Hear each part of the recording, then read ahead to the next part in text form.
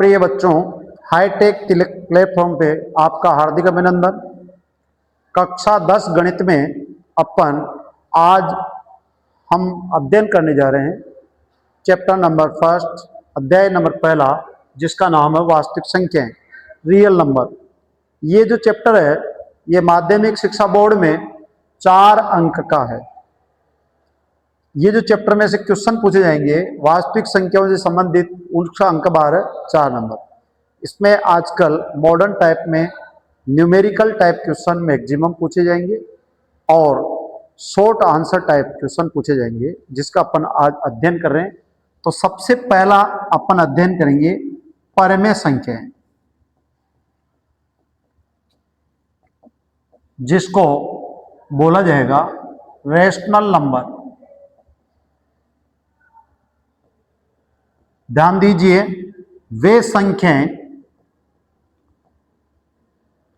जिन्हें P बटावा Q रूप में लिखा जा सकता हो तो उसे परमेय संख्याएं कहते हैं। जहां Q does not equal 0, we can represent a number in P by Q form, that is called rational number। वे संख्याएं जिनको P बटावा Q रूप में लिखा जा सकता हो उसे परमेय संख्याएं कहते हैं, जहां Q का मान 0 नहीं होगा। P व Q कौन है? पूर्णांक है। P व Q कौन है? अभाज्य संख्याएं। नंबर 2 अपन पढ़ेंगे अपरमेय संख्याएं। अपरमेय संख्याएं, जिसका अंग्रेजी में नाम होगा इर्रेशनल नंबर। वे संख्याएं जिन्हें P बटावा Q रूप में नहीं लिखा जा सकता, नहीं लिखा जा सकता हो। वे संख्याएं जिनको P बटा के रूप में नहीं लिखा जा सकता हो अपरमेय संख्याएं कहलाती है। अपरमेय संख्याएं कहलाती है।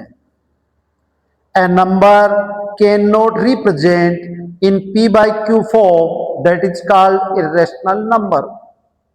बच्चों समझ में आया होगा, वे संख्याएं जिनको P बटा Q रूप में लिख सकते हैं उनको परमेय संख्याएं बोलेंगे, जिनको P बटा Q रूप में नहीं लिख सकते अपरमेय संख्याएं कहलाती है।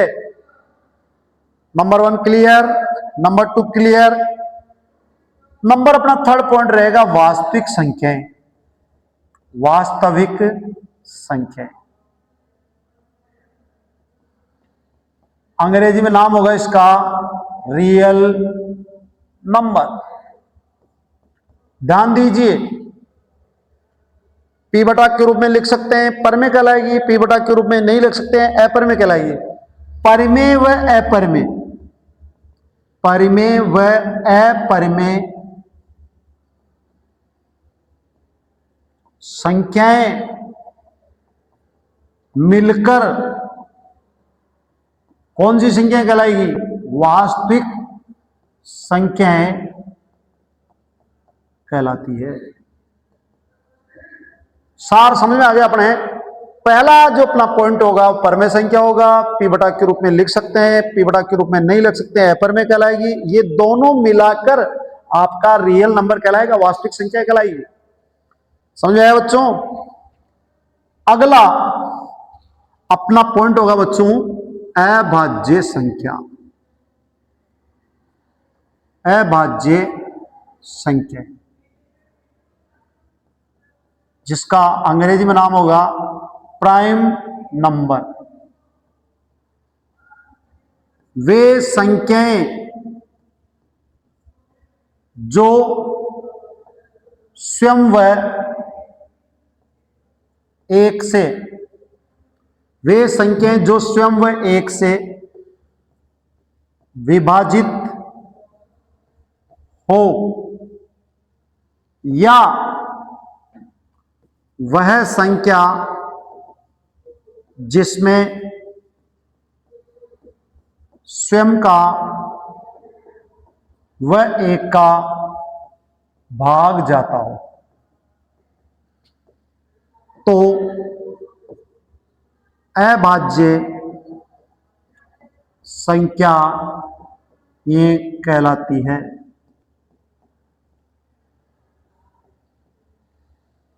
अंग्रेजी में क्या बोलेंगे? A number is divisible by self and one, that is called prime number.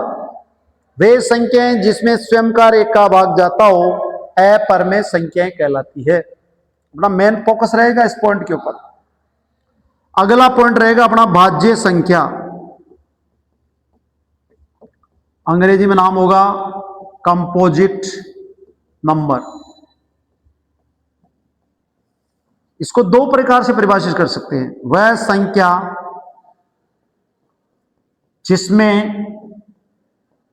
जिसमें स्वयं व एक के अलावा अन्य संख्याओं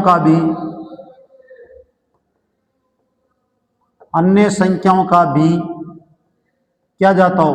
भाग जाता हो, तो उसे क्या कहेंगे?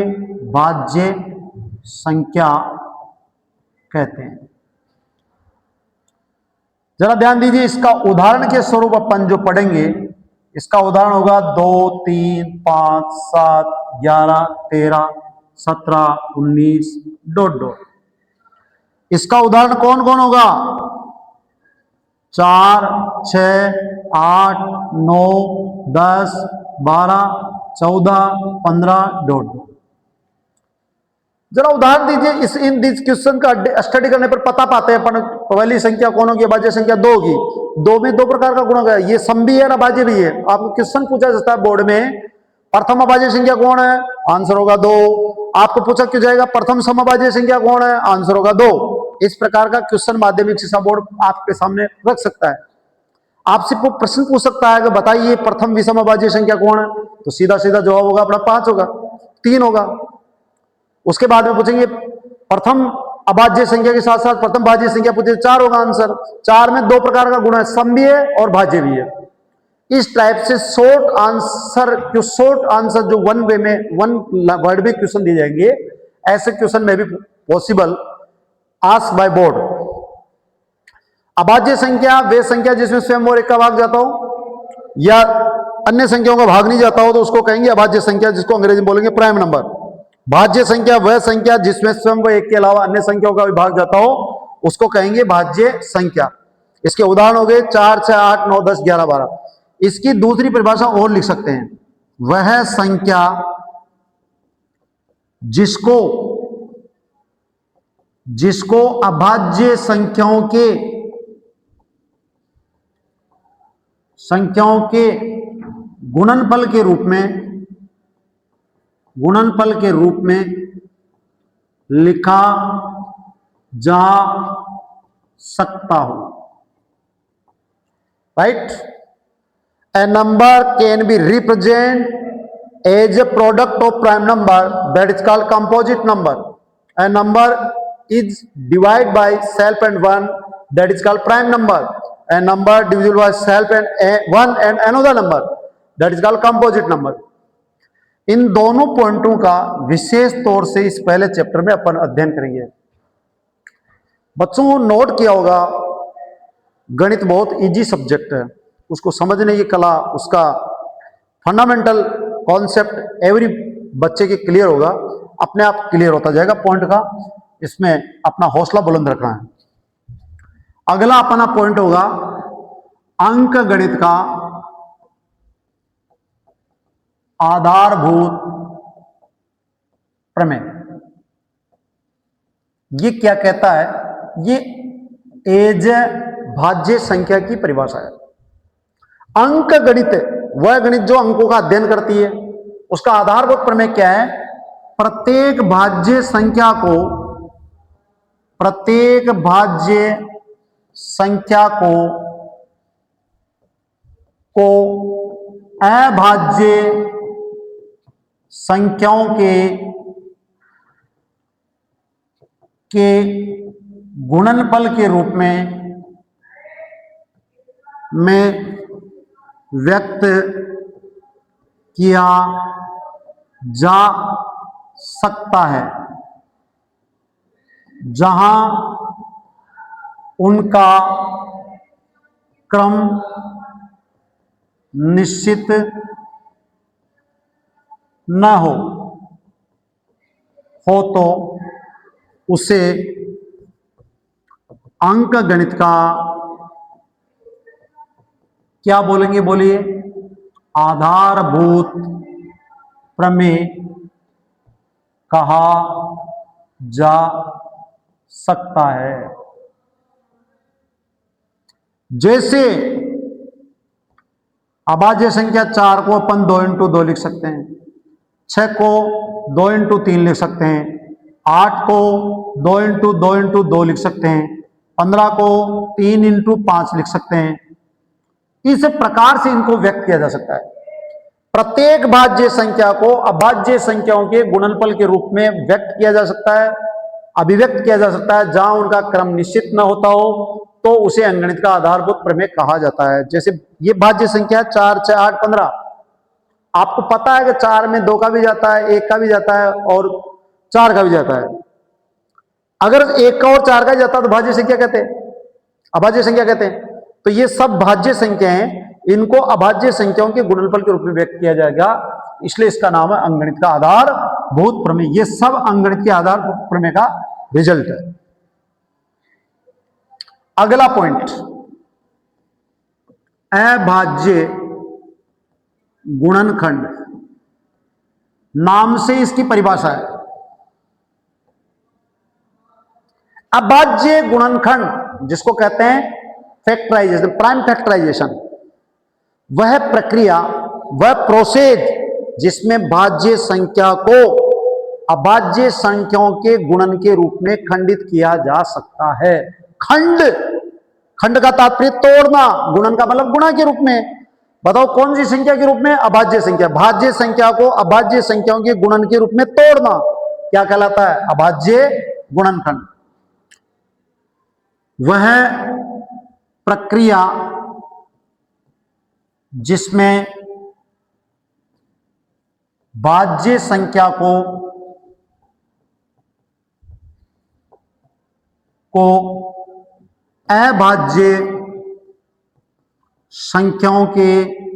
अभाज्य संख्याओं के गुणन के रूप में खंडित किया जाता है तो वह अभाज्य गुणनखंड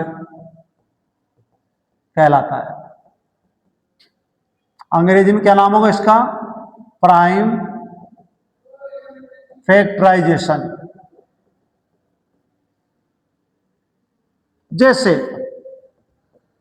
आपका 12 है, 12 को तोड़ा जाएगा, 12 में 2 का भाग 6, प्रथम भाग, फिर 2 का भाग 3, फिर 3 का भाग 1, 12 बराबर ये लिख देंगे 2 की घात 2 इंटू 3। क्यों लिखा 2 की घात 2? 2 बार आ रहा 2। ये 12 कौन सी संख्या है? भाज्य। ये भाज्य संख्याओं के गुणन के रूप में खंडित किया, इसको कहते हैं अभाज्य गुणन।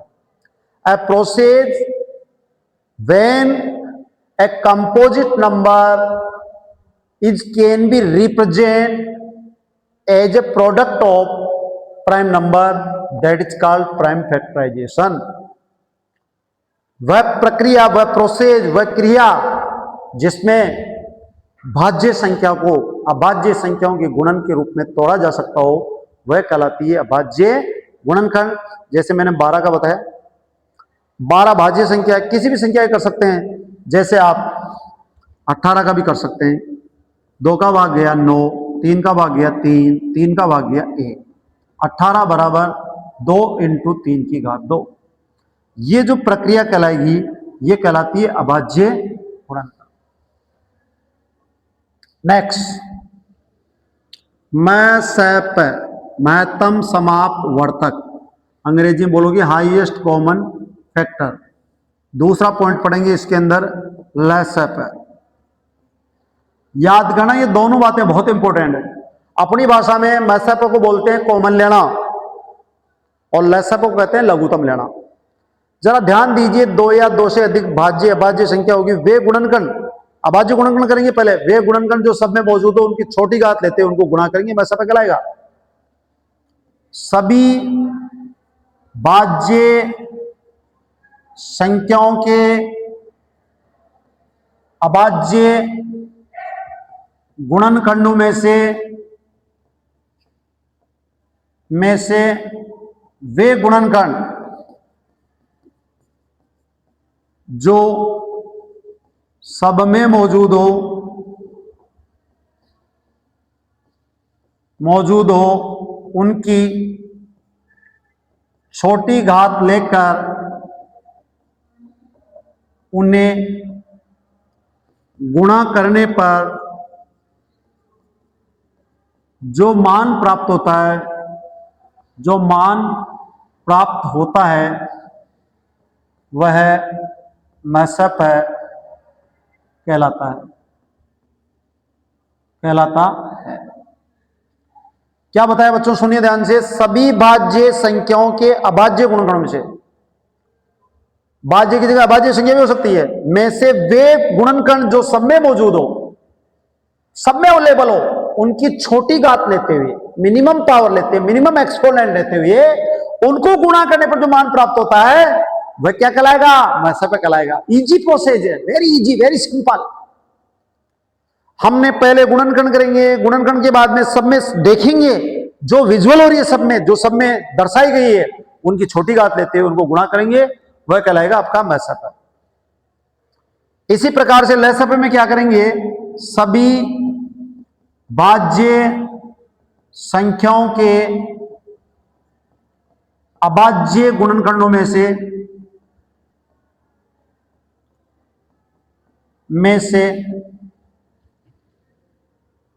सभी गुणनखंड चाहे सब में हो या न हो उनकी बड़ी घात लेकर उन्हें गुणा करने पर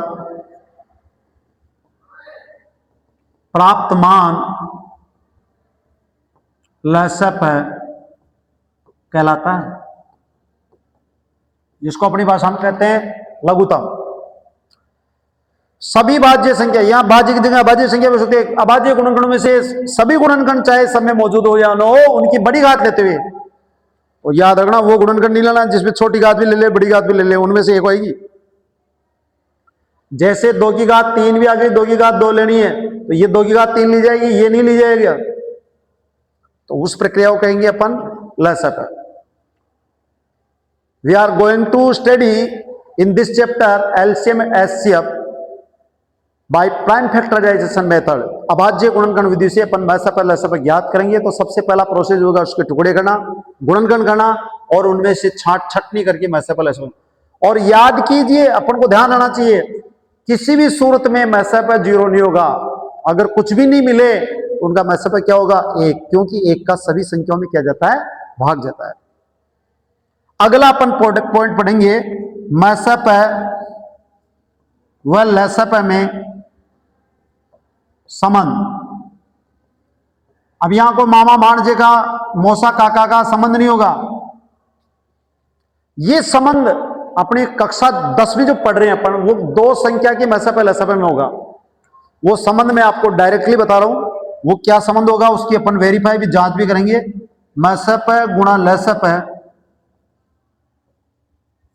बराबर 2 संख्याओं का गुणनफल।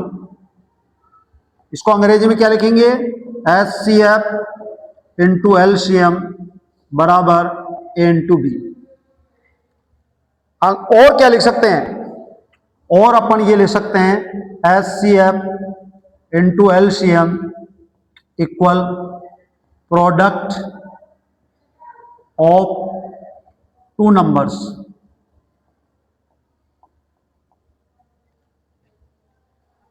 ये आपका फॉर्मूला है।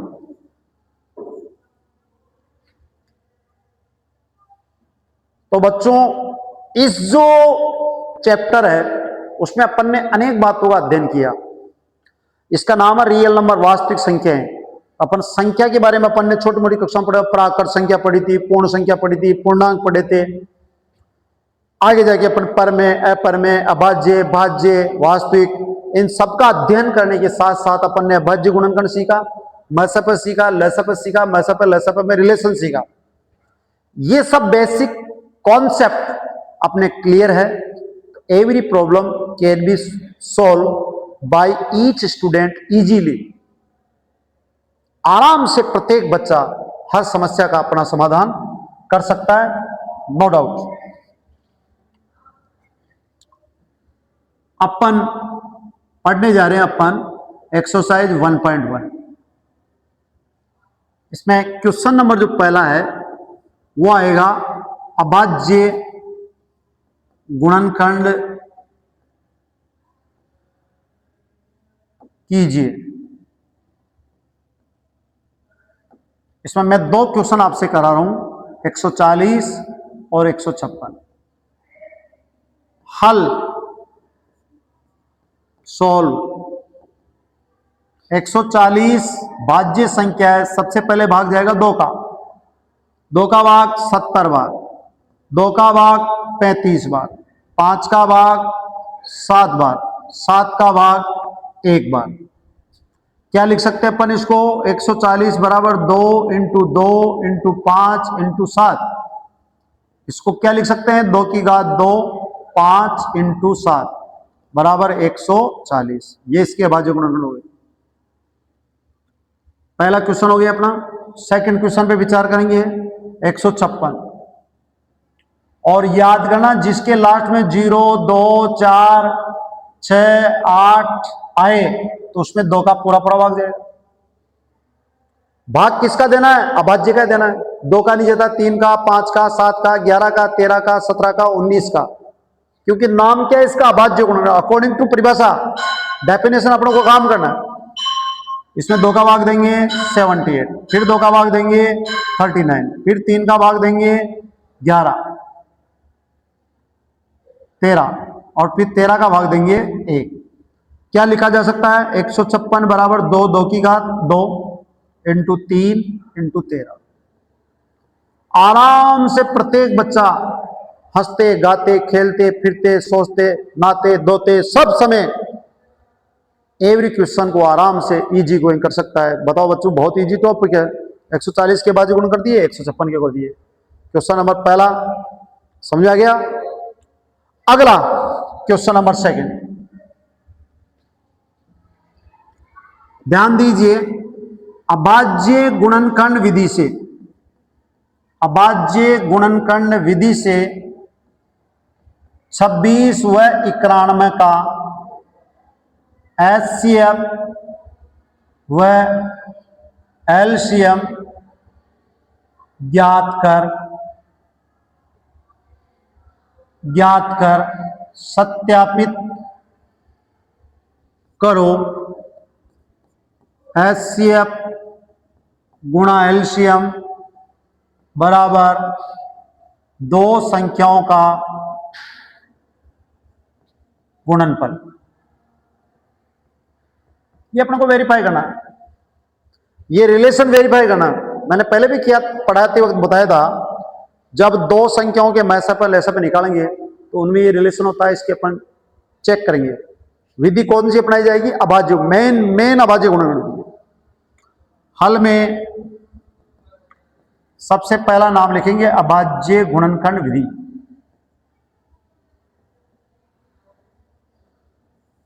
इसमें सबसे पहले 26 के टुकड़े करेंगे, 2 का भाग 13, 13 का भाग 1, ऐसे 91, 7 का भाग 13, 13 का भाग 1। अपन क्या लिख सकते हैं 26 को? 2 इंटू 13 इंटू 1, 91 को क्या लिख सकते हैं? 7 इंटू 13 इंटू 1। HCF LCM इन दोनों में कौन मिल रहा है? 13 और 1, तो 13 और 1 आएगा, HCF के अंदर 13 गया।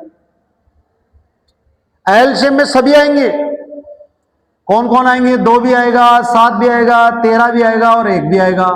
इनका गुणनफल किया 182। अब अपने को सूत्र का वेरिफिकेशन करना है, सत्यापन करना है। HCF इंटू एलसीएम बराबर A इंटू बी। मैंने डायरेक्ट लिख दिया, दो संख्याओं के गुणनफल की जगह A और B लिख दिया। A कौन होगा यहाँ पे? 26। B कौन होगा यहाँ पे? 91। यहां 26 गुणा 91, यहां 13 इंटू 182। और आपको पता है ये भी 2366 आ गया और ये भी 2366 आ गया, और ये अपना संबंध क्या हो गया? सत्यापित हो गया। In this way we can find HCF and LCM and verify the relation HCF into LCM is equal to A into B by the question. अभाज्य गुणनगण से पहले अभाज्य गुणनगण किया, अभाज्य गुणनगण में 13 और 1 दोनों में मिल रहा है, वो कहलाएगा HCF। इसमें 2 भी आएगा, 7 भी आएगा, 13 सभी गुणनगण उच्च घात के साथ आएंगे, उसको कहला जाता है HCF, LCM।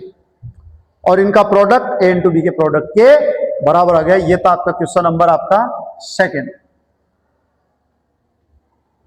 Question number third,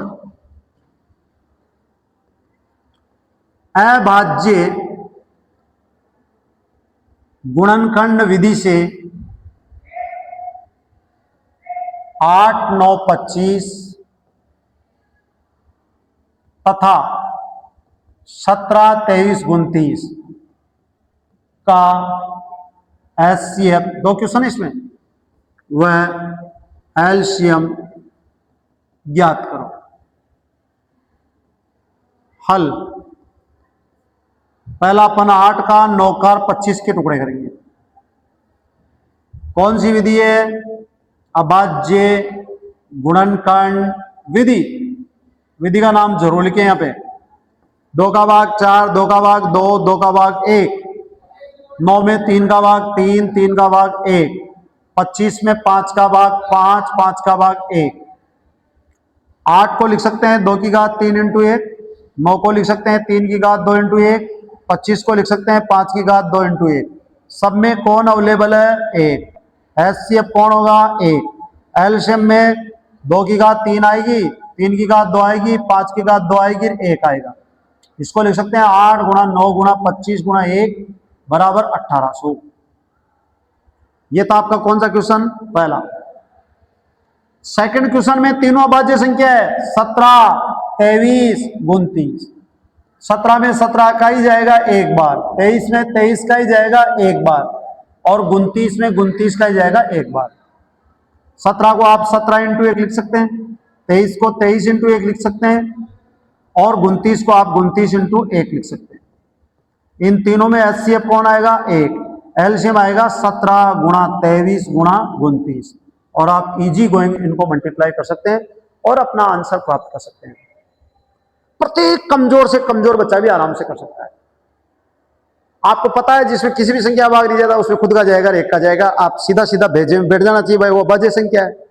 और जिसमें स्वयं वो एक के अलावा भाग जाता है वो अभाज्य संख्या कहलाएगी, भाज्य संख्या कहलाएगी। और आपको पता है अभाज्य संख्या का उसमें भाग देने पर उसके गुणनखंड होंगे। In this we can say write the prime factor of 895 easily represent in blackboard, find HCF and LCM, and in this way we can find HCF or LCM of 17, 23 or 29. Very easy process to solve every problem। और समझ में आ गया ये question number आपका third का। कोई सा भी क्वेश्चन माध्यमिक शिक्षा बोर्ड आपको पूछ सकता है। Every question is very most, we can solve every problem to develop your reasoning power, your talent or your intelligence power. We read also for competitive examination in next future। माध्यमिक शिक्षा board में अंक लाना है अपना उद्देश्य नहीं है, उसका बेसिक कॉन्सेप्ट क्लियर हो ताकि अपन कंपटीशन क्लास में भी अपन सक्सेस हो सके। क्वेश्चन नंबर 4, यदि HCF 12,15 बराबर 3 तो एलसीएम 12,15 ज्ञात करो। बहुत नाइस क्वेश्चन है। प्रश्न को 3 बार पढ़ेंगे अपन। एचसीएफ 12, 15 दो संख्याओं का एचसीएफ 3 है। इन दो संख्याओं का क्या मालूम करना है? एलसीएम मालूम करना है। जाएंगे अपन ने अभी पीछे अपन ने पढ़ा था। क्या पढ़ा था? संबंध पढ़ा था। क्या संबंध पढ़ा था? अपन ने संबंध पढ़ा था एचसीएफ गुणा एलसीएम बराबर दो संख्याओं का गुणनफल। यहां दो संख्या मौजूद है। क्वेश्चन की प्रत्येक बात को मैं लिख दूंगा। एचसीएफ 3, एलसीएम फाइंड करना है। ए 12, बी 15। वी नो दैट, क्या जानते हैं आप? एचसीएफ इंटू एलसीएम इक्वल ए इंटू बी। एचसीएफ की जगह क्या आएगा? 3। एलसीएम मालूम नहीं, ऐसा कैसा? ए की जगह 12, बी की जगह 15। आप 3 से गुणा ये तो 3 का क्या लग जाएगा? भाग लग जाएगा। 12 इंटू 15 डिवाइड बाय 3, 3 से कट जाएगा 4 टाइम। 15 चौक 60 एलसीएम। बहुत से बालक यहां कंफ्यूज हो जाते हैं, एचसीएफ एलसीएम निकालने लग जाते हैं। भाई नहीं निकालना भाई, आप अच्छे ढंग से अपने दिमाग से फैसला लें। What is the relation between HCF and LCM and two numbers? Then we can also write formula HCF into LCM is equal to A into B. Formula अपने माइंड में फिट होना चाहिए। Practice makes a man perfect. जब बार बार अपन अभ्यास करेंगे तो ये अपने जहन में बैठ जाएगी। ये प्रॉब्लम अपना प्रॉब्लम नहीं है। Every problem can be solve by you. और यदि अपन प्रॉब्लम को सॉल्व नहीं कर सकते तो अपन भी एक संसार में प्रॉब्लम है। तो देखिए बच्चों, समझ आया होगा? ये है जादू अपनी क्लास का। आप हंसते गाते खेलते उठते बैठते क्लास के अंदर ही, मेरी गारंटी है 100% क्लास के अंदर बालक सीख के ही उठेगा। उसको दोबारा दोहराने की जरूरत नहीं पड़ेगी। क्लासरूम में ही उसका बिल्कुल अच्छा नॉलेज बढ़ जाएगा और every problem can be solve by each student. Question next 5th। जरा ध्यान दीजिए, एक रूल है उसको मैं बता रहा हूं। जिन संख्याओं का मान शून्य पे समाप्त होता है, शून्य पे समाप्त होने का तात्पर्य इकाई अंक 0 आता है, उसके अभाज्य गुणनखंड में क्या आता है? 5 आता है। अगर उसके अभाज्य गुणन में 5 नहीं आता तो वो शून्य पे समाप्त नहीं होगा। ये बेसिक कॉन्सेप्ट अपने माइंड में रहना चाहिए। क्वेश्चन इसके बिहाफ पे होगा। जांच कीजिए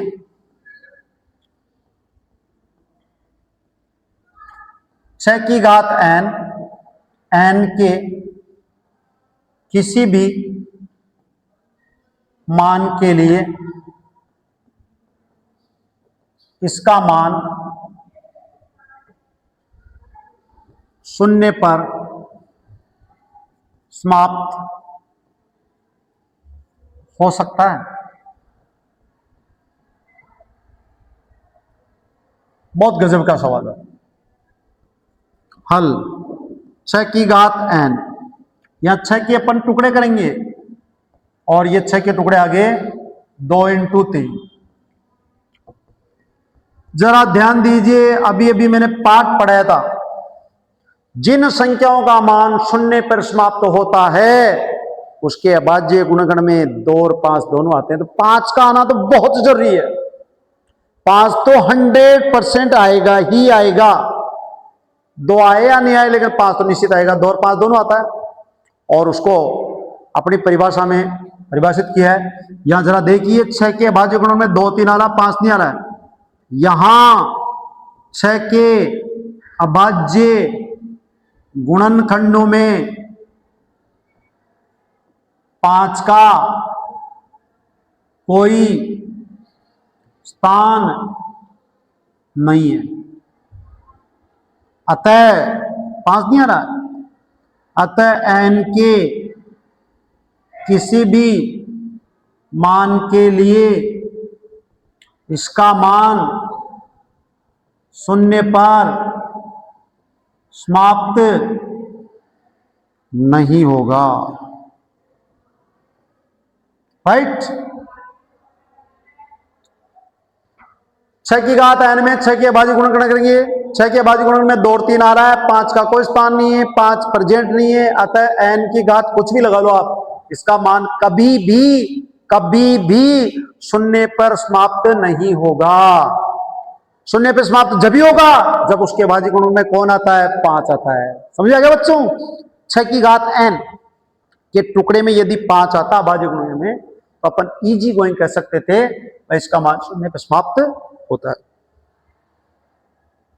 नेक्स्ट क्वेश्चन, व्याख्या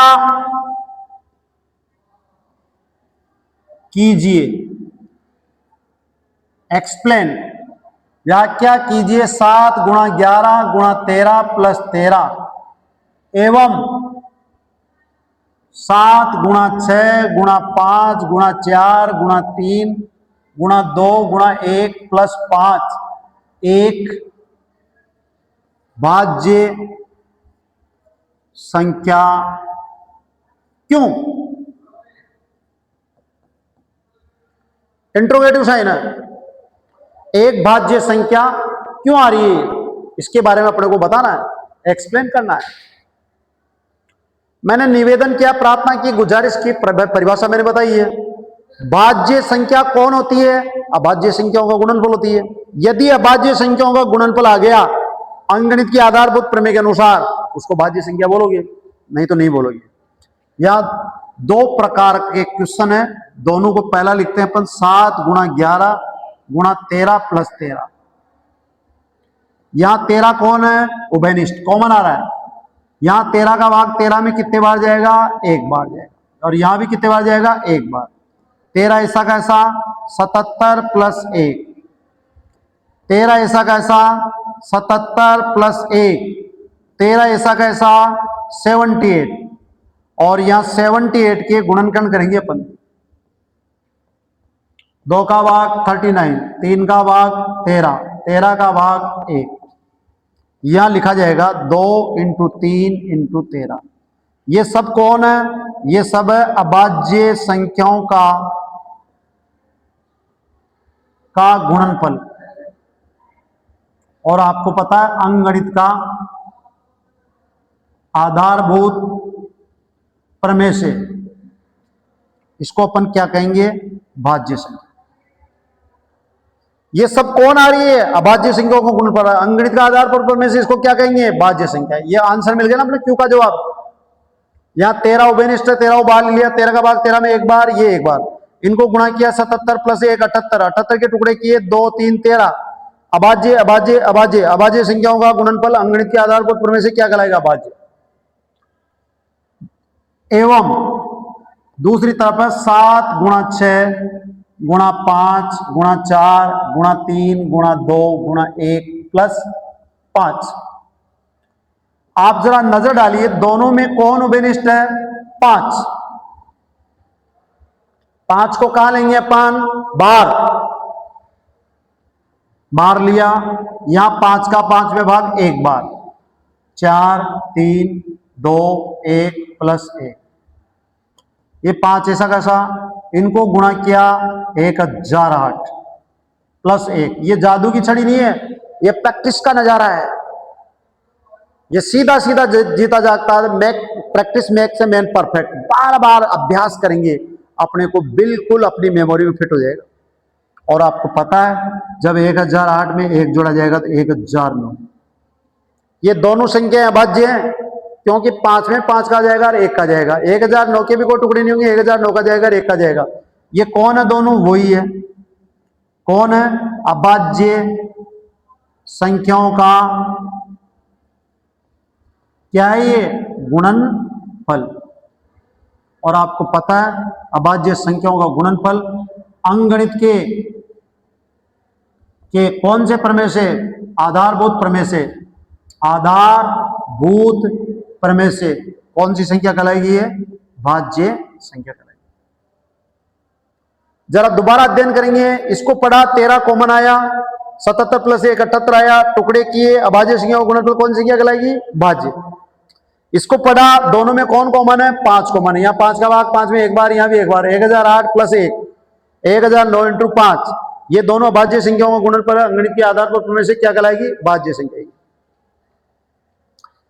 तो ये कोई विशेष बहुत बड़ी प्रॉब्लम नहीं है, वेरी इजी। मैंने पहले निवेदन किया, प्रार्थना की, गुजारिश की, एवरी पॉइंट अपने माइंड में, अपने सॉल में, अपने जहन में क्लियर होना चाहिए और आप आराम से इजी गोइंग, जज्बे, जुनून, उत्साह, त्याग, समर्पण, इसके हिसाब से आप आराम से इजी गोइंग कर सकते हैं। इसका लास्ट क्वेश्चन 1.1 का 7, मैं इसको ऐसे ही बोल के बता रहा हूं।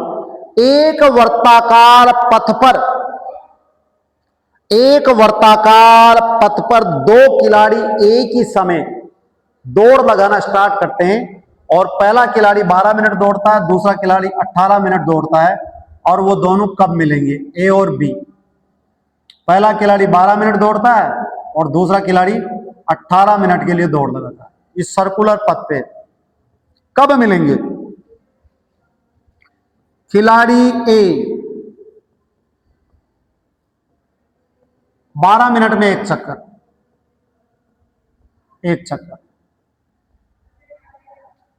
खिलाड़ी बी 18 मिनट में एक चक्कर। अब ये पूछ रहा है मिलने का समय ज्ञात करना है, और वो कौन होगा? लेसेप।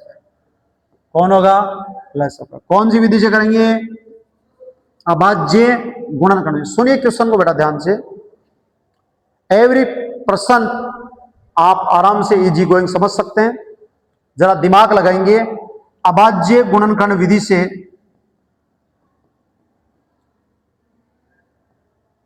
पहला काम अपन 12 के टुकड़े करेंगे, 2 का भाग 6, 2 का भाग 3, 3 का भाग 1। फिर 18 के गुणनखंड करेंगे, 2 का भाग 9, 3 का भाग 3, 3 का भाग 1। 12 बराबर 2 की घात 2 इंटू 3, 18 बराबर 2 इंटू 3 की घात 2। आराम से इनका एलसीएम पूछा है, 2 की घात 2 आएगी और 3 की घात 2। मैंने बताया था, पहले भी कहा था, उच्चतम घात आएगी। बताओ 2 की घात 2 को क्या लिखेंगे? 4। 3 की घात को 9 को 2 लिखेंगे, 9 लिखेंगे, 9 चौक 36। बताओ दोनों खिलाड़ी कितने मिनट में मिल जाएंगे? 36। पहला खिलाड़ी जिसको 12 मिनट एक राउंड में लगते हैं उसको 3 राउंड काटने पड़ेंगे। जिसको 36 मिनट लगते हैं उसको 18 मिनट में एक चक्कर काटता, 2 राउंड काटने पड़ेंगे। एक को 3 चक्कर लगाने पड़ेंगे, एक को 2 चक्कर लगाने पड़ेंगे, और आराम से उनकी मुलाकात हो जाएगी। तो परम प्रिय बच्चों, ये जो अपन ने पढ़ा 1.1 अभ्यास, इसमें पूरा 100% मैंने देने की कोशिश की है, और मुझे विश्वास है, आपको विश्वास है कि अपन 100% इसका फीडबैक देंगे। समझ आई बात? सबसे पहला अपन ने पढ़ा परमेय संख्या, पी बटा के रूप में ले सकते हैं, परमेय संख्या कहलाएगी। दूसरा पढ़ा अपरमेय, जिनको पी बटा के रूप में नहीं ले सकते, अपरमेय कहलाएगी। तीसरा पढ़ा अपन ने वास्तविक संख्या, परमेय व अपरमेय मिलकर वास्तविक संख्या कहलाएगी।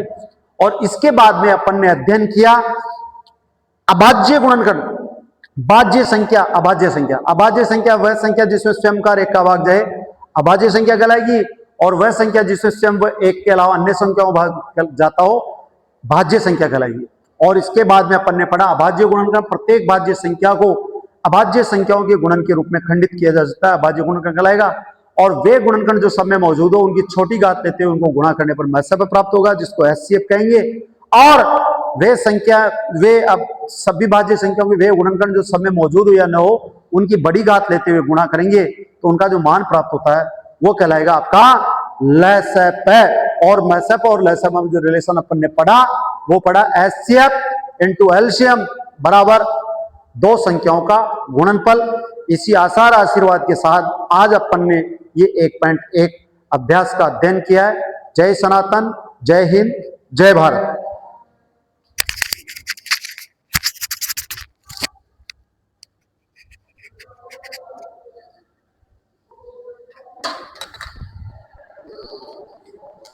बंद करना ए शक्करपाला,